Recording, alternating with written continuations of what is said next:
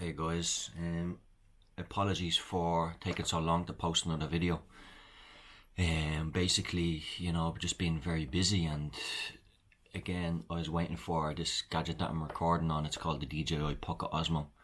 I was waiting for this so I could take my YouTube to the next level and create better videos, and yeah, so it's here now, and I'm going to start creating amazing content for people out there who are struggling with panic disorders, anxiety disorders, and yeah, give you exactly some tools and some support and some reassurance for you to take your steps and overcome this, because it's definitely achievable. If I can do it, and I had 10 years of chronic debilitating anxiety, and it was horrible, I'm so grateful right now to be sitting. I never thought this would happen, like I really didn't. I never thought I'd be sitting here, and again, I didn't travel for 10 years. The list can go on and on and on. I could sit here and talk about this for days, and the thing is with this video, like, I don't have anything written down. Basically what I have wrote down is questions that were asked to me. So literally 4 questions, that's all I've written down in this book. And apart from that, I do not know what I'm going to talk about.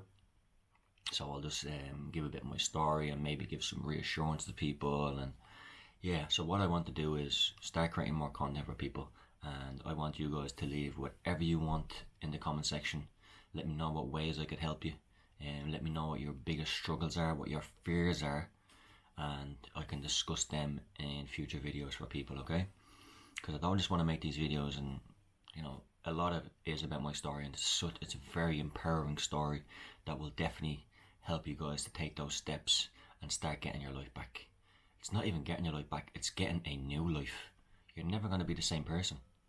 I look back and it's incredible, like it really is. I'm so grateful that I went through 10 years of anxiety. It has been a blessing in my life in certain ways when I look back in hindsight and think like, wow, I stopped doing this and stopped doing that, and yeah, it's incredible. So guys, let me get straight into it, okay? Everyone just had a question about DPDR. A lot of people have been asking me about this, which is depersonalization and derealization. Guys, do not worry about this, okay? It's basically I feel there's 3 levels to this disorder and stuff like that. So anxiety, then we go into panic, and then we go into DPDR. Guys, that's just DPDR is just saying you're exhausted, okay? Mentally and physically exhausted, and the brain will conjure up then some crazy thoughts, okay? It does that anyway. But when struggling with anxiety and panic, and we have these, the simplest thought can bring on a beat, this adrenaline rush. That's all anxiety is, guys. It's just adrenaline, okay? In future videos, I will get into the science behind it and back it up for you guys through the best doctors and everything, so you can then go out and face your fears, okay, guys? I'll back up every symptom of anxiety, which I've had for years. And I'm still standing here, the healthiest I've ever been. Nothing has ever happened to my heart. I've had thoughts of, what if I die? What if I lose control? What if I swallow my tongue? What if I have a seizure? What if I have a heart attack? I've had these thoughts for a very long time, years. Nothing has ever happened to me, nothing remotely. So we can keep living in this false fear of these things happening to us, which they will never happen to us, guys, okay? There's millions of people suffering from anxiety disorders, and none of them have ever died from, okay? So please take that in.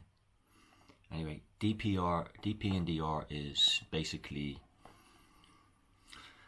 we're tired, guys. We're tired. I had this symptom for on and off. It was one of the hardest to deal with, but then it was one of the easiest for it to go eventually when I started to tackle this head on. And you really do have to tackle it, guys. It's hard work, it really is.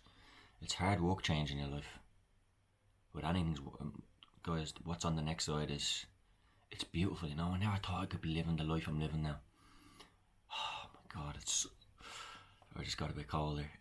It's hard to explain, and even my family and people that knew I was going through this, they just can't believe the change, and yeah. Anyway, so guys, DPDR just means that you're exhausted, okay? You're exhausted. Let me just recenter this. It's a great little gadget. Guys, you're just exhausted, okay, and your mind's throwing all these crazy thoughts, existential thoughts and stuff like that at you, and it's just part of the anxiety, okay? It's just another symptom. Again, it's harmless, okay? So accept these thoughts. You're never going to act on them anyway, okay? I know that. I've had them thoughts. Never once even remotely acted on them, and you guys won't either. So don't be afraid of acting on your thoughts, okay? Anxiety is neurotic, okay? It's neuroticism. It's, we're having these thoughts that are never going to happen, okay? It's neurotic. It's not psychotic. It's far on the other spectrum. You're not even going close to going through a psychotic episode, okay, guys? So do not think about that. And this is scientific fact, guys. I've had 10 years of this, maybe more, and I've read up every book that you know about it. They're all up in the attic now because I don't look at it. Anxiety is just gone to me, but I used to constantly read books and want reassurance and shit like that, and I'm sure people listening to this know exactly what I'm talking about. At my worst times, I've mentioned in other videos that I'd call ambulances to my house and be just freaking out, like thinking, oh no, this is it now, this is gonna be it, I can feel it, I have to ring an ambulance quick, because I wasn't confident in myself to calm the response down myself, so my brain was constantly never learning, it was always in fear, guys, and we'll never learn that way, okay? Because what we need to do is, we need to get a psychological switch over, okay? That's what happened to me, and I'll explain this psychological switch over again in the next video, possibly, or the one after that. But I just want to put this video out there to re-engage with people and let people know that, I am going to be making videos just for you guys, okay? And I'm saying just for you, but for me, it's a very, I'm very proud to put these videos out there, and I always said that when I overcame this, I'd love to help people, I'd love to, I guess, just help anybody in need who's going through this, I'm willing to take on some Skype calls if people need some reassurance and, real push, because guys, you do need someone to push you, I'm not going to lie, I was pushed, and, a lot of it was, see, I don't want to get into it now, I want to leave for the next video, so I'm trying to get away from what actually helped me, because it really is for a full video on itself. This video is just specifically used to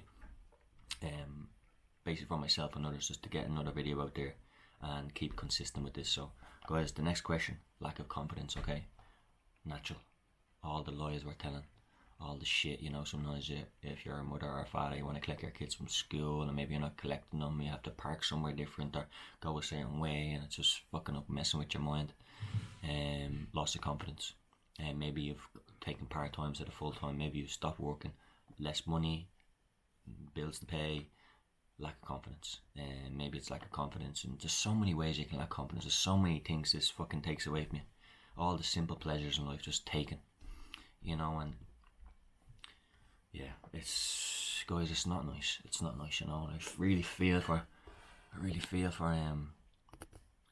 people going through this, and who says it won't come back in my life, I don't know, but I have tools now that for a long time now, nearly a year, I've been anxiety and panic free, so long may it continue.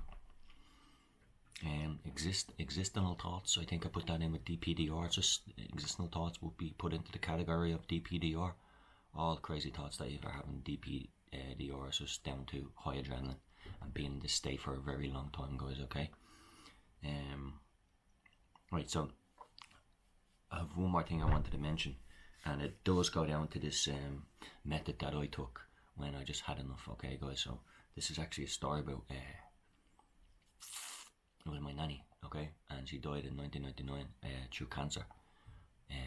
My nanny actually suffered from anxiety disorder, okay, panic attacks and stuff like that, from losing her child at age 16. So it's natural how my nanny, through trauma, got this anxiety and panic.